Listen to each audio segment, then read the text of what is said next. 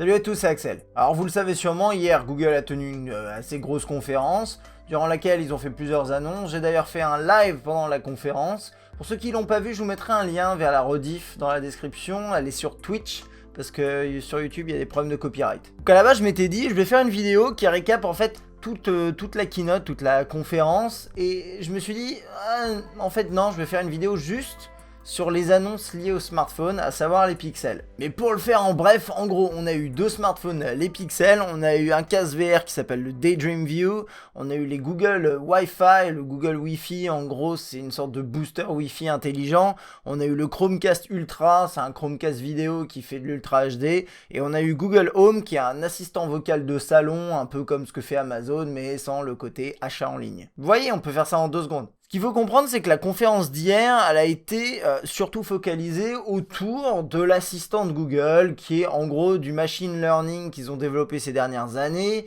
et qu'ils incorporent désormais dans des produits hardware, à savoir ceux dont je viens de vous parler, et qui vous permettra, notamment par exemple sur le Google Home, de dire exactement ce que vous voulez qu'il fasse, et c'est une sorte de d'assistant intelligent, à l'instar d'un Siri ou d'un Cortana. Mais au final, cette conférence de Google, elle a été surtout marquée par son aspect extrêmement soporifique. C'était tout simplement, c'était chiant à mourir. Il y a rien concrètement, personnellement, qui m'a bluffé. Et donc je vais vous parler des pixels aujourd'hui, des 2 smartphones qui ont été présentés, vous donner tout simplement les éléments factuels, et terminer avec bien sûr mon avis sur les terminaux. Bon, on va commencer d'abord par les specs. Alors, c'est des specs que vous aviez déjà vus.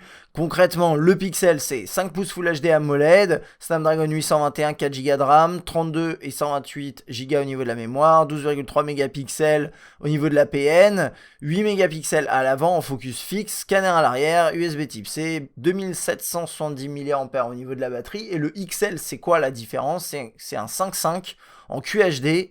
Et vous avez une batterie de 3450 mAh, c'est les seules différences entre ces deux terminaux. Côté design, c'est ce qu'on avait vu, à savoir quelque chose de pas forcément passionnant, c'est très très simple. Un avant très épuré, un arrière plat, le bimatière en fait c'est du verre et de l'alu brossé, ou un traitement un peu similaire, peut-être pas brossé d'ailleurs, plutôt mat. Et on a l'APN qui est plat, les tranches qui sont un peu arrondies. Il y a 3 coloris, il y a noir, gris et une espèce de bleu absolument dégueulasse. Vous avez vu, j'ai mis de côté rapidement les specs et le design, c'est des trucs qu'on savait déjà. Alors qu'est-ce qu'on a appris finalement pendant cette conférence? Alors la première chose, c'est l'assistant Google dont je vous ai déjà parlé. C'est le premier smartphone, il tourne sous Nougat, ok, qui intègre l'assistant Google directement dans le smartphone. Vous appuyez sur le bouton d'accueil, logiciel, ça va vous lancer l'assistant, vous dites ce que vous voulez, ça va répondre au moindre de vos désirs, et voilà, donc ça c'est l'assistant Google, c'est les premiers smartphones à en être équipés. Ensuite il y a un truc intéressant, c'est que c'est un produit qui a été noté 89 points, c'est un score de 89 par DxOMark, qui est, vous savez, vous en avez déjà entendu parler, un organisme qui teste les appareils photo et qui les note, et donc c'est une excellente note pour un smartphone. Alors qu'est-ce qu'il y a de spécial par rapport à l'appareil photo? En dehors de la qualité qui a l'air vraiment pas mal, ça va falloir le tester, vous avez un système de rafale qu'ils ont appelé, qui s'appelle Smart Burst, que vous connaissez sûrement, on l'avait déjà avant il me semble, mais en gros ça fait une rafale et ça vous sélectionne la photo la plus pertinente dans le tas, c'est un truc qu'on connaît depuis peut-être 5 ans. On a un HDR qu'ils ont appelé HDR+, qui est du HDR amélioré, et on a une stabilisation mais qui est pas tout à fait optique. Ils utilisent un système de gyroscope qui a l'air assez intelligent, mais c'est pas de la stab optique comme on la connaît chez par exemple Lumia ou d'autres produits. Et puis toutes ces photos que vous allez capturer, ces vidéos en Ultra HD d'ailleurs, vous allez pouvoir les stocker de manière illimitée sur le cloud. Et là c'est une des particularités aussi sur le Pixel, c'est que c'est des produits où le stockage est complètement illimité et en haute résolution, full def. Et par rapport à tout ce qui est batterie, ils n'ont pas parlé vraiment d'autonomie, c'était une conférence, mais la charge apparemment rapide, vous avez jusqu'à 7 heures d'autonomie pour 15 minutes de charge, c'est vraiment intéressant. Côté logiciel, je vous parlais de Nougat, mais il y a une particularité aussi, c'est qu'il y a un launcher et quelques applications en plus qui sont uniquement, a priori au moins dans un premier temps, sur les pixels. Alors pour commencer, vous avez le launcher, ce nouveau launcher Google avec Vous avez un système où en gros vous tirez sur le côté pour avoir Google Now qui se charge sur le côté. C'est un petit peu différent de ce qu'il y avait avant, mais c'est pas très intéressant. Le tiroir des applications qui se tire par en bas avec des icônes rondes. Il n'y a pas grand chose de plus à mentionner. Le truc qu'il faut noter, c'est qu'a priori il sera pas dispo pour tout le monde, mais il y a des rumeurs qui circulent comme quoi ce serait effectivement le cas.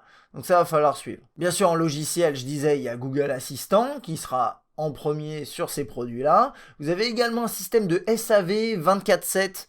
En gros, vous avez une couille sur votre produit, vous pouvez envoyer un message et avoir un retour en direct et la personne peut contrôler votre smartphone. Ça, je pense que, on reviendra là-dessus après, mais je pense que ça arrivera même pas chez nous. Et puis, comme je le disais, le cloud en illimité sur ce produit, bon, ça fait partie de la solution logicielle. Côté dispo, bah, c'est simple. On n'est même pas sûr qu'il arrivera en France. Ça n'a pas été confirmé pendant la conférence.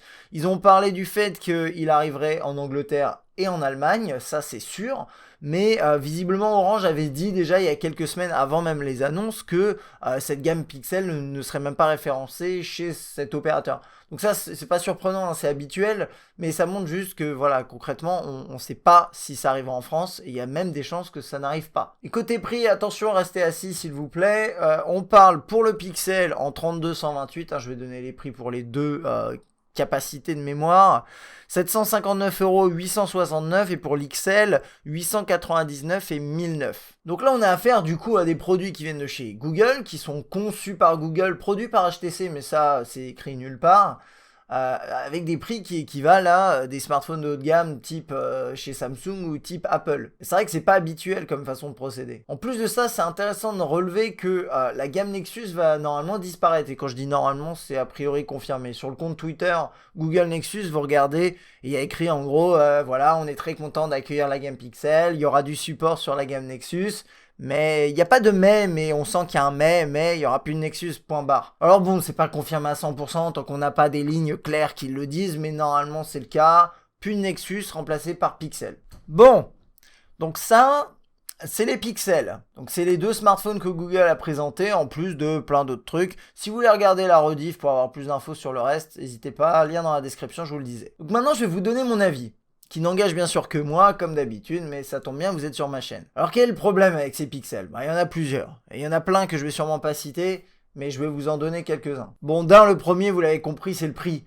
Là, on parle de tarifs ultra haut de gamme, pour des produits qui, n'affichent rien de très innovant à l'intérieur, ont un design qui est complètement banal, et qui viennent en plus de chez Google, et c'est pas habituel, c'est-à-dire que normalement, quand un produit sort de chez Google, et c'est un Nexus, etc., il est censé être relativement abordable. Alors attention, je sais très bien que les derniers Nexus, ils commençaient à douiller sévère.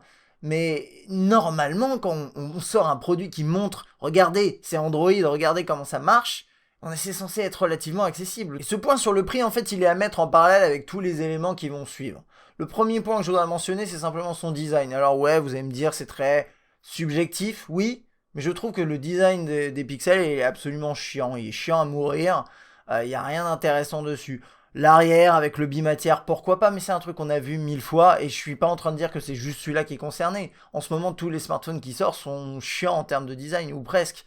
Mais bon, voilà, Google nous pond un produit qui absolument, il me fait pas rêver du tout. Plus important encore que le design, c'est le fait qu'il y a en fait pas d'innovation dans le produit. Ok, l'appareil photo est censé être bon, mais ça je demande à le tester. Ok, il embarque Nougat, mais ça c'est facile de proposer Nougat et de proposer l'assistant Google, puisque vous êtes Google. Mais c'est quoi les réelles innovations que vous proposez dans le produit ? Bah il y en a pas vraiment en fait. Il n'y a pas de certification IP réelle, il est certifié IP53, apparemment il peut se prendre un peu de pluie sur la tronche, mais ça s'arrête là. Il n'y a pas de double haut-parleur frontal, on a juste un mini haut-parleur mono qui doit être a priori pourri. On n'a pas de chargement sans fil, qui est quelque chose qu'on a eu sur des Nexus avant. Ah oui, mais par contre, Google a bien précisé lors de sa conférence, où ils avaient l'air vraiment...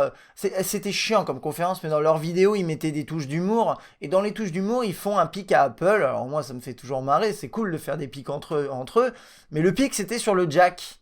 Le fait que, il y a un jack 3.5. Est-ce que, là, on est vraiment arrivé à un niveau où on dit... Moi, je propose un truc que j'ai toujours proposé et que les autres ne proposent plus parce qu'ils prennent des risques, entre guillemets. Je suis pas en train de défendre Apple, je dis juste Google, sérieusement, c'est un point à mettre en avant, le fait qu'il y a un jack. C'est assez pathétique, non ? Ensuite, le logiciel, moi, me fait pas rêver. Si vous regardez des vidéos de prise en main, j'en ai publié, vous regardez sur YouTube, moi, j'ai pas pu le prendre en main, vous l'avez compris. franchement, le launcher Google sur le Pixel, on se retrouve j'ai l'impression de revenir en arrière. Il est moche, je sais pas, par exemple le tiroir qui se tire par en dessous, c'est bien, mais rappelez-vous, ça c'est un truc qu'on avait dans les toutes premières versions d'Android et qu'on a enlevé petit à petit, et les constructeurs d'ailleurs tendent à faire disparaître ce tiroir. Alors je dis pas qu'il faut pas l'avoir, je dis juste, mais est-ce que c'est ça une innovation? C'est proposer un truc qu'on avait il y a 6 ans? Non? Bon, et cette histoire d'assistant, c'est finalement la plus grosse innovation entre guillemets, mais qu'est-ce que c'est réellement? Donc ok, il doit y avoir une base de données derrière qui est très intéressante, c'est basé sur... il apprend à vous connaître vous, il apprend à connaître vos goûts, etc. Il est capable d'aller choper des infos à droite à gauche sur des sites internet, et ça doit être super bien foutu, il n'y a aucun problème par rapport à ça. Mais concrètement, c'est un Siri/Cortana amélioré, et la question que j'ai envie de vous poser, et vous n'hésitez pas à répondre dans les commentaires, c'est est-ce qu'aujourd'hui on est prêt et est-ce qu'on utilise ce genre de choses en dehors de dicter un message texte, parce que ça j'avoue c'est pratique, de être dans sa voiture et faire une requête parce que je suis en train de conduire, j'ai pas envie d'avoir un accident. Si vous êtes dans la rue, est-ce que vous allez dire c'est quoi mon planning pour aujourd'hui? Alors là j'ai l'impression d'être un peu rétrograde en disant ça, mais c'est la même chose qu'on se disait à l'époque quand il y a eu des Siri Siri qui a été dévoilé, et honnêtement je pense pas que les mentalités aient beaucoup changé. Dites-moi, est-ce que vous utilisez aujourd'hui votre assistant de manière vocale? Et est-ce que pour vous, avoir un assistant ultra intelligent vocal sur votre smartphone, c'est un vrai point positif? Bah écoutez, j'ai des doutes. Et puis bon, sans oublier le fait qu'il sera probablement pas proposé chez nous. Bon, je pense que je vais m'arrêter là, parce que bon, j'ai déjà donné suffisamment mon avis sur le produit, la vidéo est déjà suffisamment longue, mais ça m'intéresse vraiment. Pour ceux qui n'étaient pas là pendant la conférence hier, pendant le live, j'ai eu beaucoup de vos retours et c'était super intéressant. Mais j'aimerais savoir, dites-moi dans les commentaires, ce que vous avez pensé des produits, mais pas que des pixels, de tous les produits qui ont été annoncés pendant la keynote, conférence, bref, on s'en tape, de Google. Est-ce que vous avez vu des trucs où vous avez dit, tiens, ça c'est effectivement l'avenir, c'est le futur quoi.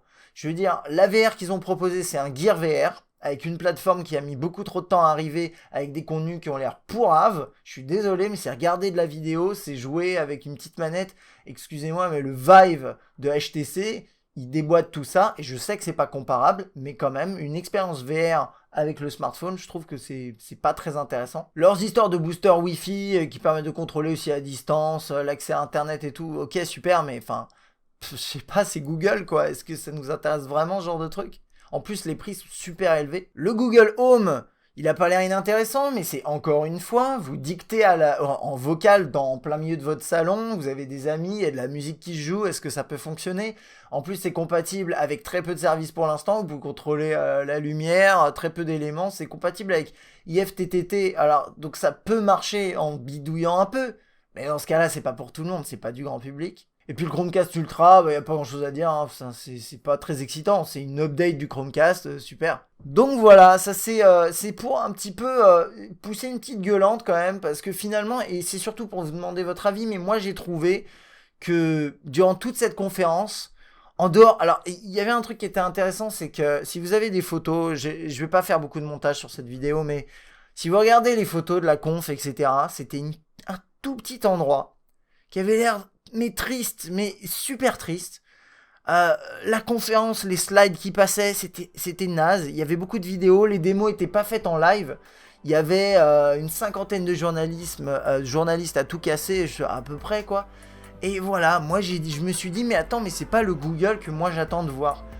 Qui propose des produits qui sont pas intéressants et qui donnent l'impression de pas avoir compris de quoi on avait envie finalement pour l'avenir, ou d'arriver à pas anticiper nos besoins futurs. Je sais pas, moi j'ai pas été emballé. Dites-moi ce que vous en avez pensé de cette conférence et de ces produits dans les commentaires. Si vous aimez bien aussi le genre de vidéo où je parle un peu plus longtemps et je donne vraiment mon avis, n'hésitez pas à me le mentionner. Moi je vous dis à très bientôt. Allez, salut.